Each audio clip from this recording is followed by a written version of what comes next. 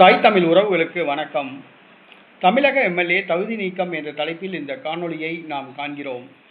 தமிழக எம்எல்ஏ தகுதி நீக்கம் என்ற தலைப்பில் இந்த காணொளியை நாம் காண்கிறோம். பண்ருட்டி தொகுதி சட்டமன்ற உறுப்பினர் வேல்முருகன். பண்ருட்டி தொகுதி சட்டமன்ற உறுப்பினர் வேல்முருகன் இவர் தமிழக வாழ்வுரிமை கட்சியின் தலைவராக உள்ளார். நடைபெற்று முடிந்த தமிழக சட்டப்பேரவை தேர்தலில் 2021 நடைபெற்ற தமிழக சட்டப்பேரவை தேர்தலில் திமுக கூட்டணியில் உதயசூரியன் சின்னத்தில் போட்டியிட்டு குறைவான வாக்குகள் வித்தியாசத்தில் வெற்றி பெற்றவர். தற்பொழுது திமுகவுக்கும் இவருக்கும் உரசல் ஏற்பட்டுள்ளது. இன்னும் ஒரு சில நாட்களில் திமுக கூட்டணியிலிருந்து தமிழக வாழ்வுரிமை கட்சி நீக்கப்படலாம் என்று கூறப்படுகிறது. இந்த சூழ்நிலையில் நடிகர் விஜய் அவர்களை பற்றி நேற்றைய தினம் கொச்சையாக பேசினார் வேல்முருகன்.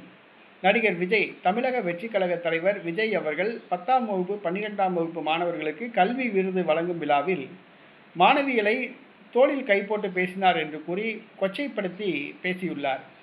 இது அனைத்து அரசியல் தலைவர்களும் இதற்கு கண்டனம் தெரிவித்துள்ளனர். வேல்முருகன் பேச்சுக்கு திருமாவளவனே கண்டனம் தெரிவித்துள்ளார். இந்த சூழ்நிலையில் தமிழ்நாடு முஸ்லீம் லீக் நிறுவன தலைவர் முஸ்தபா அவர்கள் தமிழக சட்டப்பேரவைத் தலைவர் சபாநாயகருக்கு கடிதம் எழுதியுள்ளார். ஒரு அரசியல் தலைவரை கொச்சையாக பேசியதற்காகவும் மாணவிகளோடு இணைத்து கொச்சையாக பேசியதற்காகவும் தமிழக வாழ்வுரிமை கட்சி தலைவர் வேல்முருகனை தமிழக சட்டசபை உறுப்பினர் பதவியிலிருந்து தகுதி நீக்கம் செய்ய வேண்டும் என்று கேட்டுக்கொண்டுள்ளார். இது அரசியல்வாதிகளுக்கு ஒரு முன்மாதிரியாக இருக்க வேண்டும்.